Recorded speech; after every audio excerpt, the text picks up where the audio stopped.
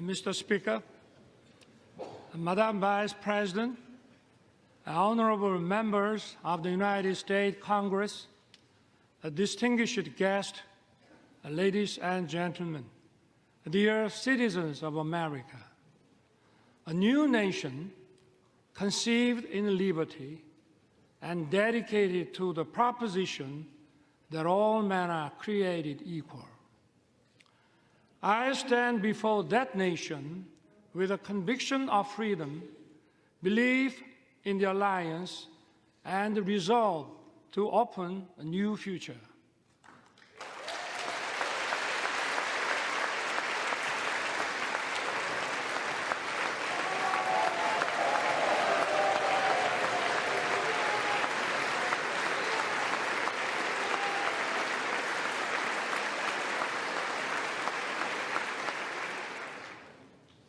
For 234 years, our Congress has been the symbol of freedom and democracy. This chamber embodies the spirit of Constitution. I'm honored to address the members of Congress and the people of the United States. Thank you, both Democrats and Republicans, for passing the resolution marking the 17th anniversary of the alliance. Your support has dignified my visit. I know that no matter where you sit, you stand with Korea.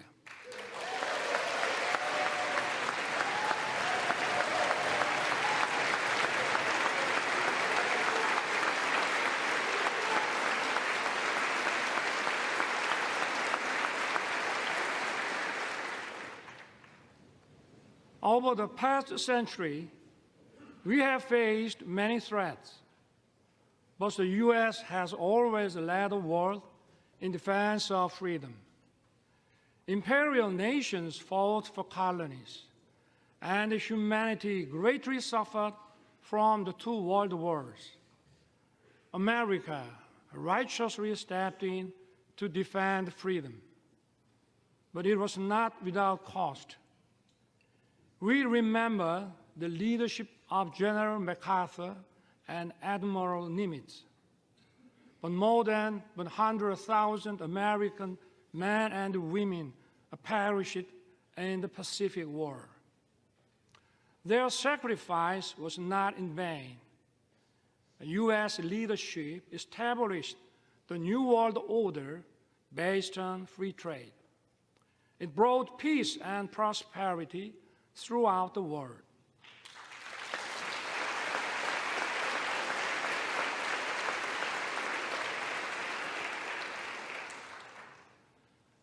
But prosperity was limited to free market economies where communist totalitarian nations did not participate. The world was divided into democratic and communist blocs. In 1950, the Korean Peninsula was on the front line.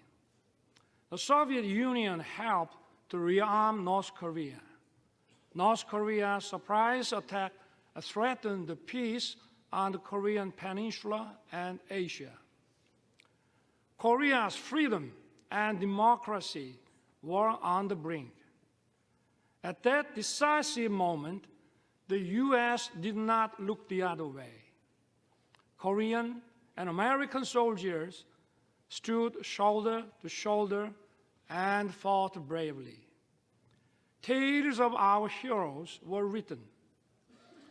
General MacArthur caught the enemy off guard with the landing of Incheon and turned the tides of the war.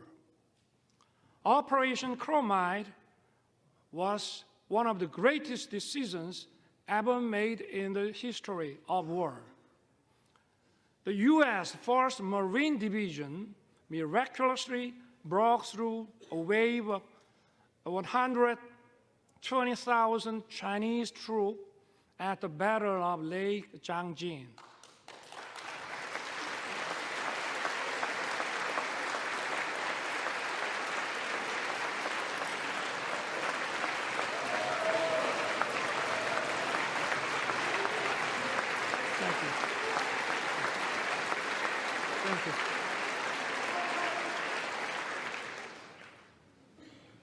Sons and daughters of America sacrificed their lives to defend a country they never knew and the people they never met.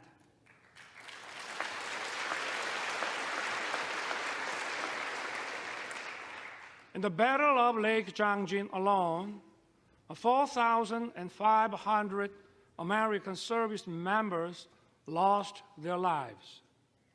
Over the course of the war, almost 37,000 U.S. soldiers fell. The late Colonel William Weber fought in the battle for Hill 3 to 4 in Wonju. He lost his right arm and leg. Yet, this American hero dedicated his life to honoring the noble sacrifice made by the Korean War veterans. Today, we are honored to have his granddaughter, Ms. Jane Weber, with us.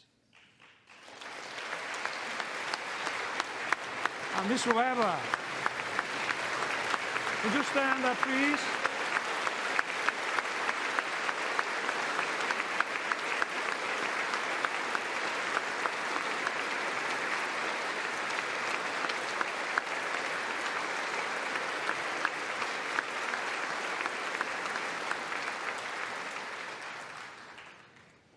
On behalf of the Korean people, I would like to thank you deeply. We salute his noble service and sacrifice. Thank you, Dane. Some of Korean war heroes are your family and friends. The late John Conyers Jr., Sam Johnson, and Howard Coble were veteran congressmen who promoted freedom and democracy.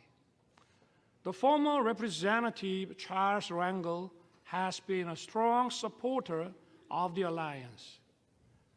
Korea will never forget the great American heroes who fought with us to defend freedom.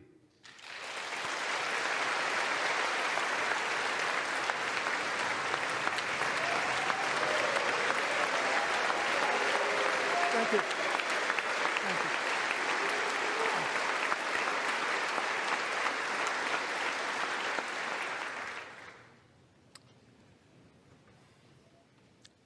I take this opportunity to pay tribute to all the Korean War veterans and their families. You did not hesitate to send your sons and daughters, husbands and wives, a brother and sisters. You answered the call to defend the freedom of a country across the Pacific. I thank the U.S. and its people for honoring the Korean War as a proud legacy. Thank you also for treating the veterans with honor and respect.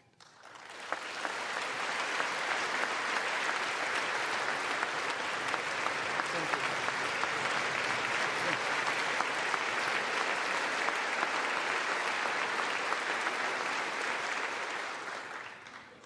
The war ended after 3 years of intense battle. Our two nations signed the Mutual Defense Treaty and opened a new era of the alliance. Ever since, the Korean people rose from the ruins of war to build a thriving nation. And at every step, America has stood together with Korea. We have many reasons to celebrate our platinum anniversary. We had no guarantees of success when it started. But today, our alliance is stronger than ever, more prosperous together, and more connected like no other. Indeed, it has been the linchpin safeguarding our freedom, peace, and prosperity.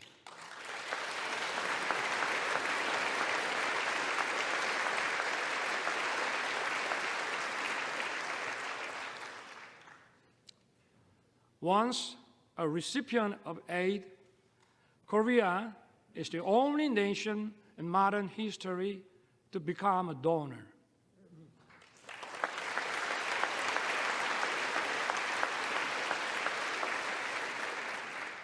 This itself demonstrates the success of our alliance. Let me talk about the history of our alliance.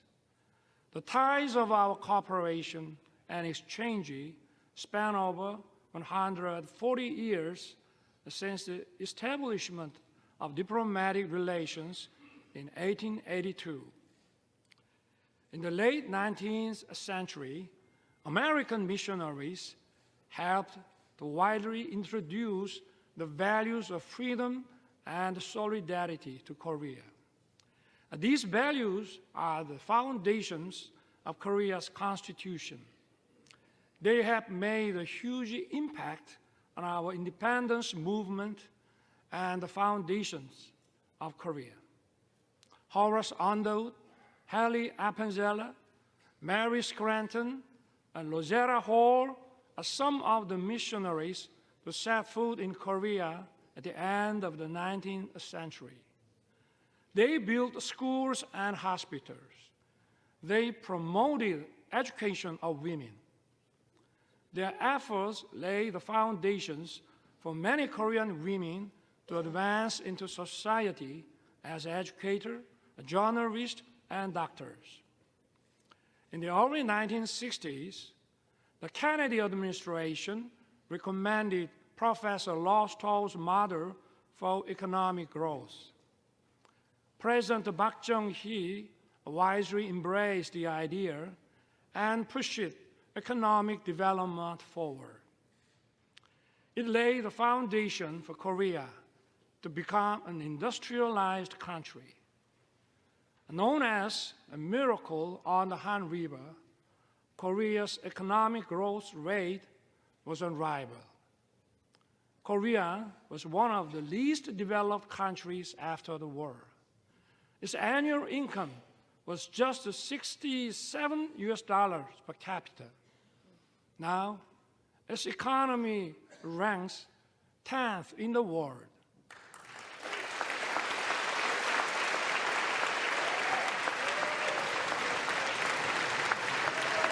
Thank you. Thank you.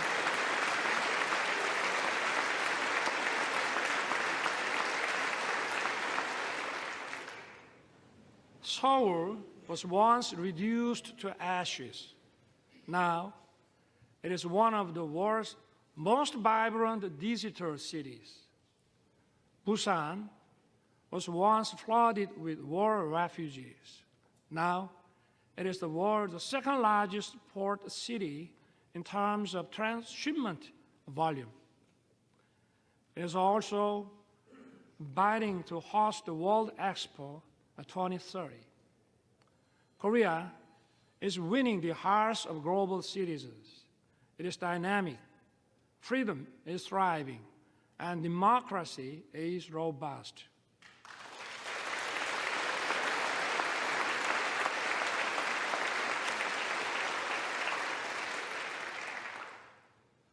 Korea and the U.S. have joined forces to safeguard freedom and democracy throughout the world. Since World War II, Korea dispatched its warriors of freedom. We fought side by side with the U.S. in Afghanistan, Iraq, and others.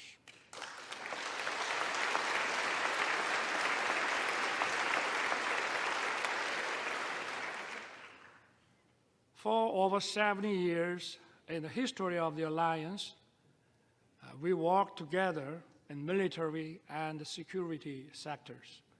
We also expanded our cooperation in the economic field. Our relationship has evolved from one of unilateral assistance to a partnership that is mutually beneficial. The Chorus FTA was approved with the full support of the U.S. Congress in 2011. Since then, our bilateral trade has increased by 68%. Korea's companies' investment in America has tripled. The U.S. companies' investment in Korea has nearly doubled. Korean companies are contributing to vitalize the U.S. economy. They are producing EV batteries, semiconductors, cars, and other products here in America. And more importantly, they are creating decent, well-paying jobs.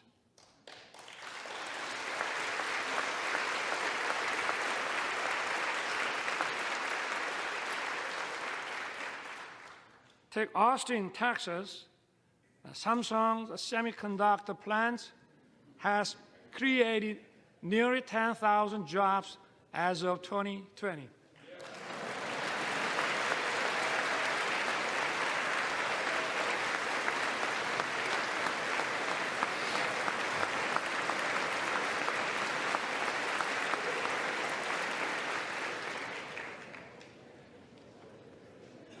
Take Bryan County, Georgia.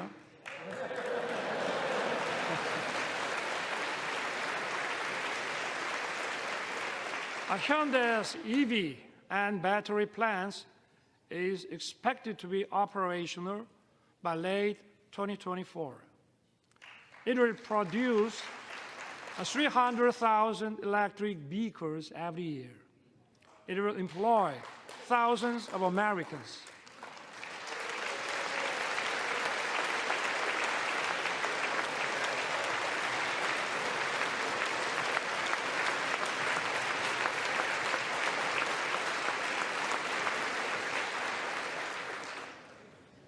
And take Bay City, Michigan. It is a home to SK Chiltern CSS, where President Biden visited. It is an example of Korean and American companies merging to achieve even greater growth.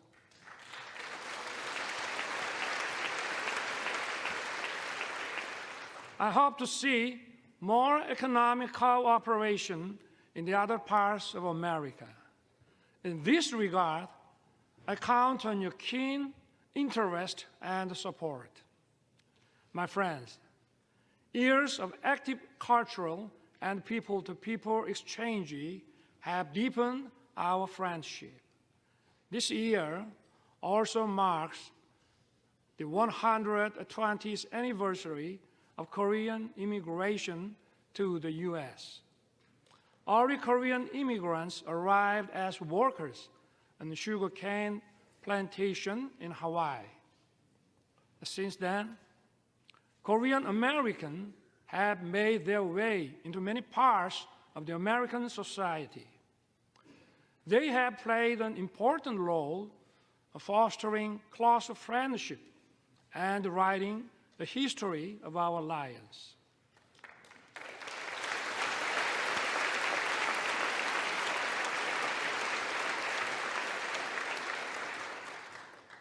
Representatives Young Kim, Andy Kim, Michelle Steele,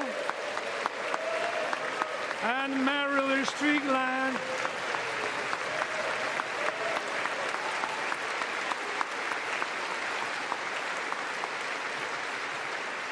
are here with us.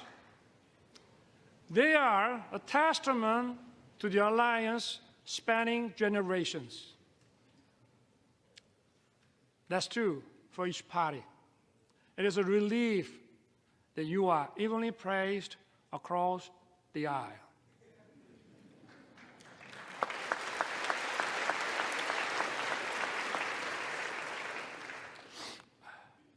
Even more, culture is helping to further deepen our understanding and friendship. Nationality and language differences are no longer barriers. Korean movies, Parasite and Minari, have won Oscars. Hallyu film, Top Gun, and The Avengers are loved by Koreans.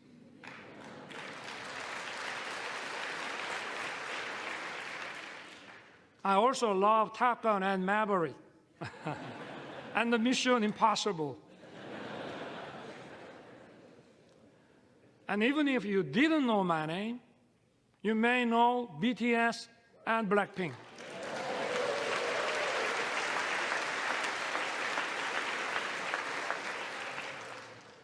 BTS beat me to the White House, but I beat them to Capitol Hill.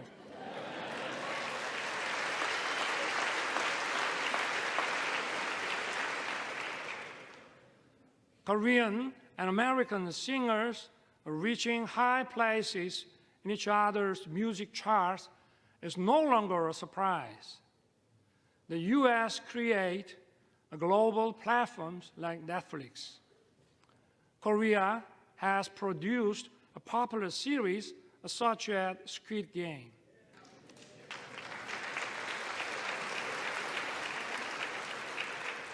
We are creating a new pattern of synergy. These cultural exchanges have brought our people closer. According to Chicago Council on Global Affairs, Americans' positive views of Korea have reached the highest level since 1978. And according to a Pew survey last year, Koreans' positive views of the U.S.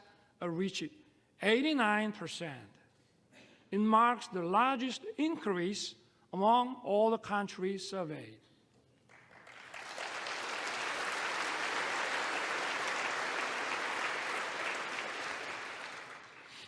Korea and the U.S.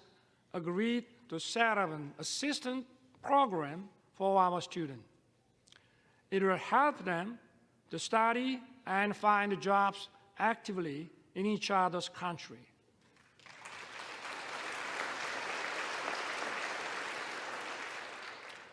Honorable members of Congress, I have 2 careers in my life. My first job was as a public prosecutor.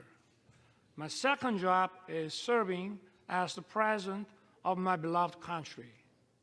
As prosecutor, my role model was the late Robert Morgenthau.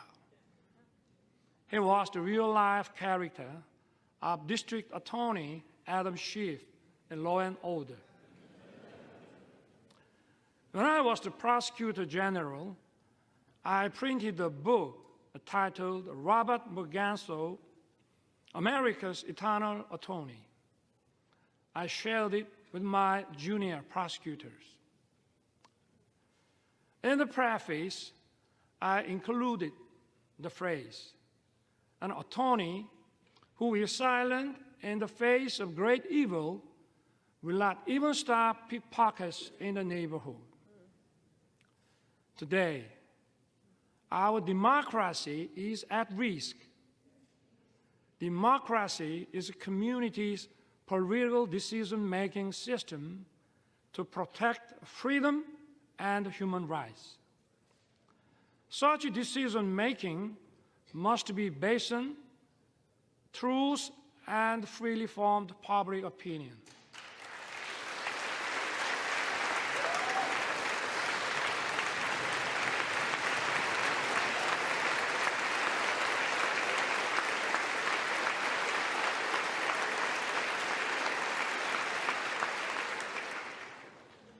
But today, in many parts of the world, false propaganda and disinformation are distorting the truth and the public opinion. They are threatening democracy.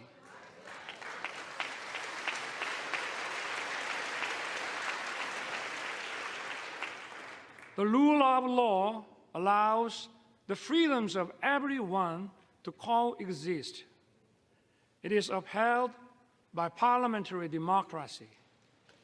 False propaganda and disinformation corrupt intellectualism.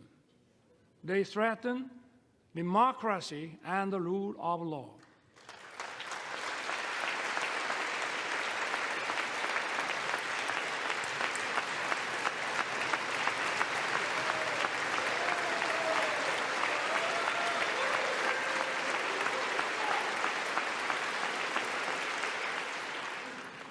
Such totalitarian forces may conceal and disguise themselves as defenders of democracy or human rights.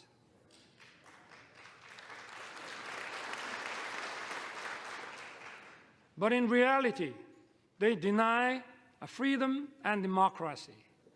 We must not be fooled by such deception and disguises.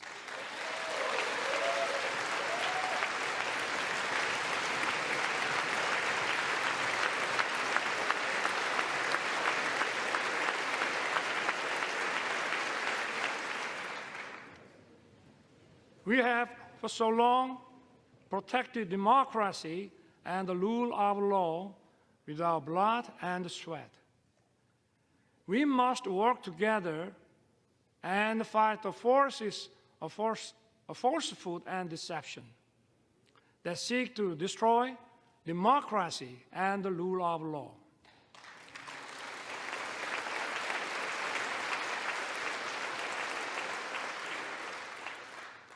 Those who cherish freedom also respect the freedom of others.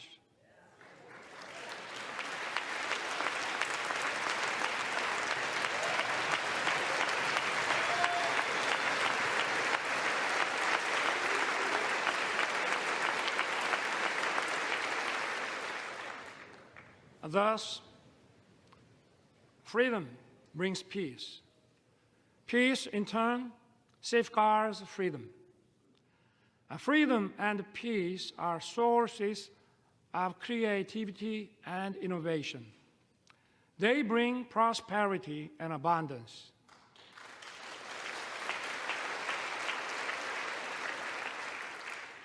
Our alliance was forged 70 years ago to defend Korea's freedom.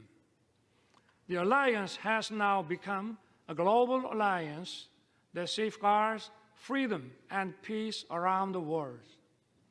Korea will fulfill the responsibilities.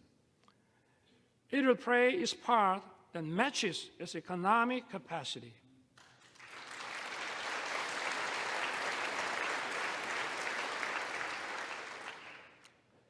In his 1961 inauguration address, President John F. Kennedy said, "My fellow citizens of the world, ask not what America will do for you, but what together we can do for the freedom of man. Korea will stand in solidarity with the international community. We will do what it can for the freedom of humanity."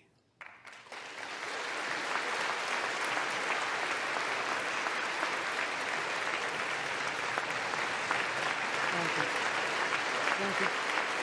Thank you. Thank you. Korea, with the U.S., will march towards the future. As I took office last year, I pledged to rebuild Korea, a nation belonging to the people, rooted in freedom, democracy, and market economy, a nation that the people can be truly proud of as it fulfills its role as a responsible member of the international community. Together with the U.S., Korea will play the role as a compass for freedom. It will safeguard and broaden the freedom of citizens of the world.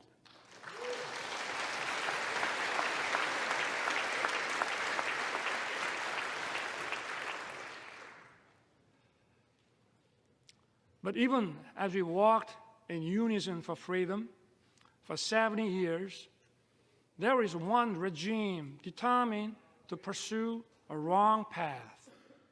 That is North Korea. The difference is stark between Seoul, that chose freedom and democracy, and Pyongyang, that chose dictatorship and communism. North Korea has abandoned freedom and prosperity and dismissed peace. North Korea's nuclear program and missile provocations pose a serious threat to the peace on the Korean Peninsula and beyond. To deter its reckless behavior, the alliance must stand united with determination. As President Reagan once said, "There is a price we will not pay. There is a point beyond which they must not advance." We must make his words clear to North Korea.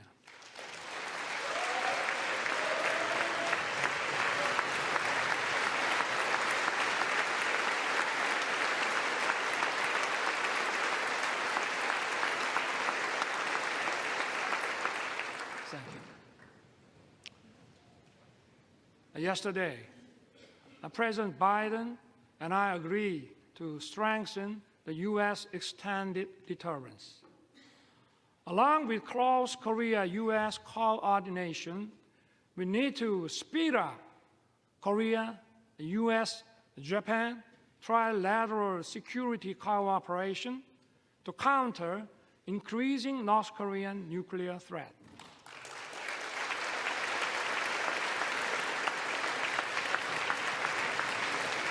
Thank you. Thank you.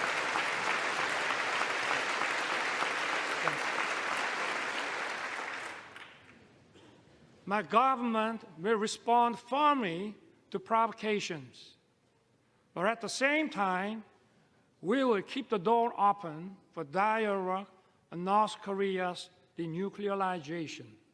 Last year, I proposed the audacious initiative. It will significantly improve North Korea's economy and livelihood. All Pyongyang has to do is to stop its nuclear program and begin a substantive denuclearization process. I once again urge North Korea to cease its provocations and take the right path. Korea, with the U.S., will continue to work for North Korea's denuclearization.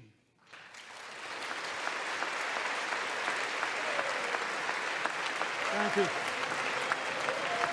Thank you. Thank you.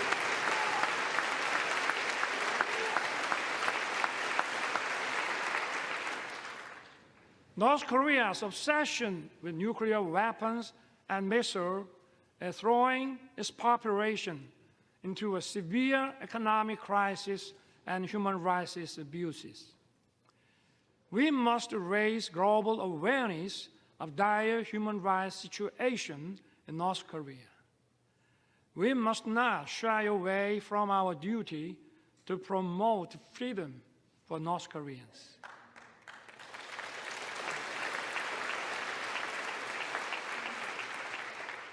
Last month, my government published a report on North Korean human rights. We released it to the public for the first time. The report documents a wide range of abuses in North Korea. It is based on testimonies of 508 North Korean defectors collected over the past 5 years. It records many cases of serious violations of international norms, such as the Universal Declaration of Human Rights and other human rights agreements. Unspeakable and horrendous incidents took place. Men and women being shot and killed for violating COVID-19 prevention measures.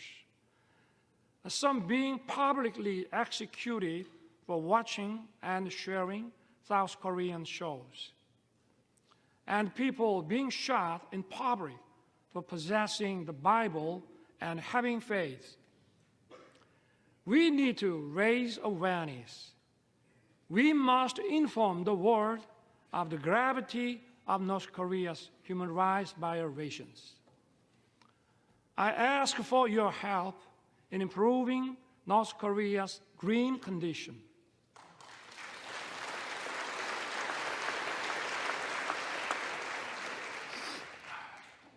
My friend, freedom and democracy are once again under threat. The war against Ukraine is a violation of international law.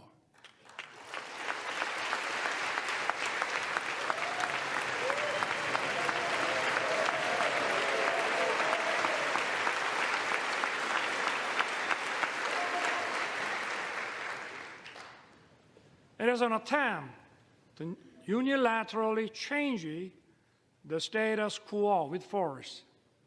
Korea strongly condemns the unprovoked armed attack against Ukraine.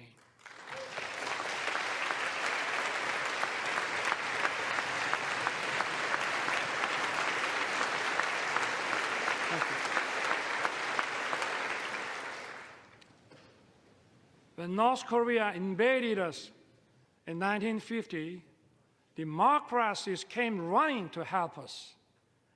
We fought together and kept our freedom. The rest is history. Korea's experience shows us just how important it is for democracies to uphold solidarity. Korea will stand in solidarity with the free world. We will actively work to safeguard the freedom of the people of Ukraine and support their efforts in reconstruction.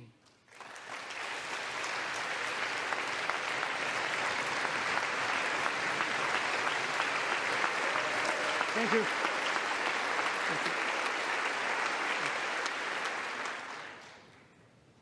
Honorable members of Congress, so far, 6 Korean presidents spoke at this important chamber.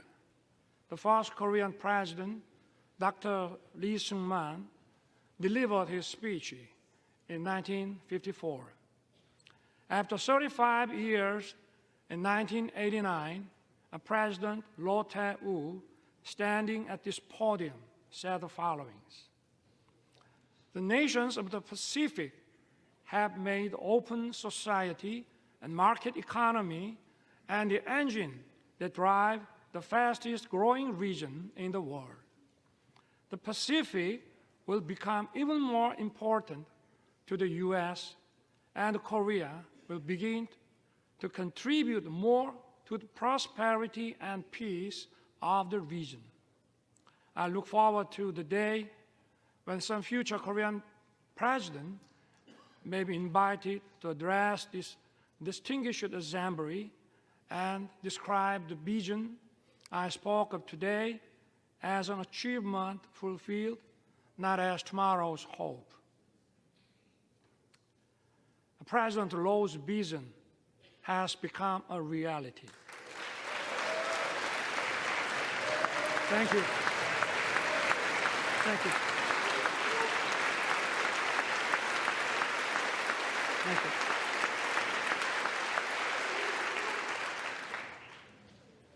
We are currently living in the Indo-Pacific era.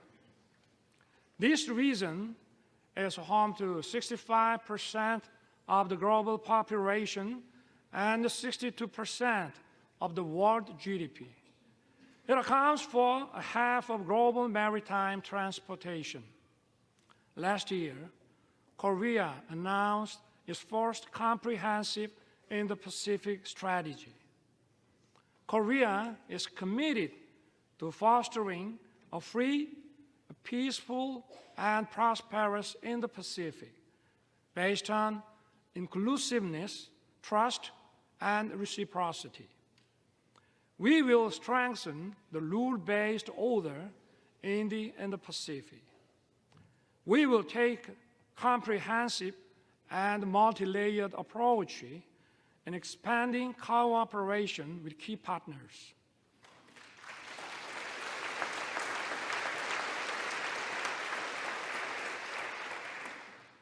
This also means that the stage for the alliance is expanding.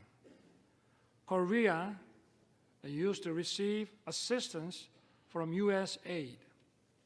It is now sharing its experience with developing countries in partnership with the U.S.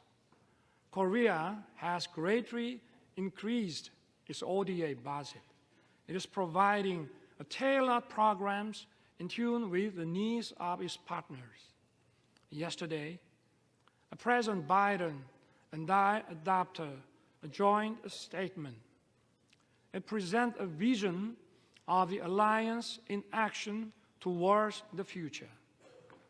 Together, our two countries will broaden our alliance.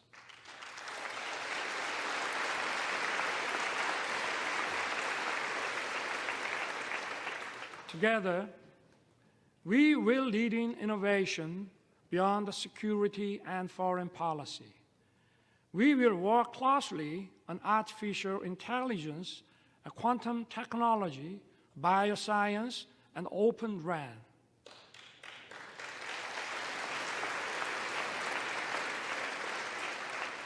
Our partnership in the cutting-edge semiconductor industry will contribute to establishing stable and resilient supply chains. It will also address economic uncertainties. Together, we will open another new successful chapter. We will explore new frontiers in outer space and cyberspace.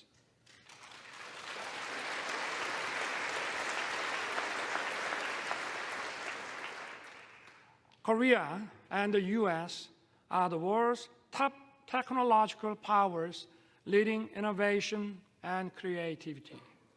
Together, we will create a great synergy.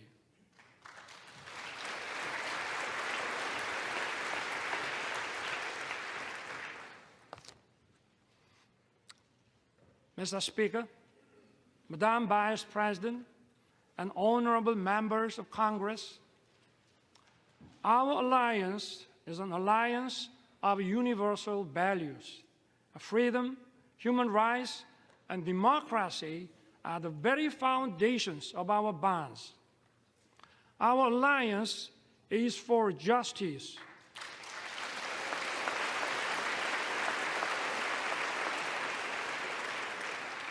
Our alliance is for peace.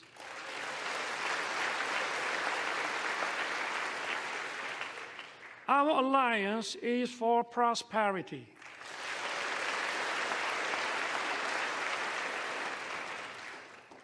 Together, our alliance will continue to move towards the future. We will build the world of tomorrow that opens endless opportunities for our future generations.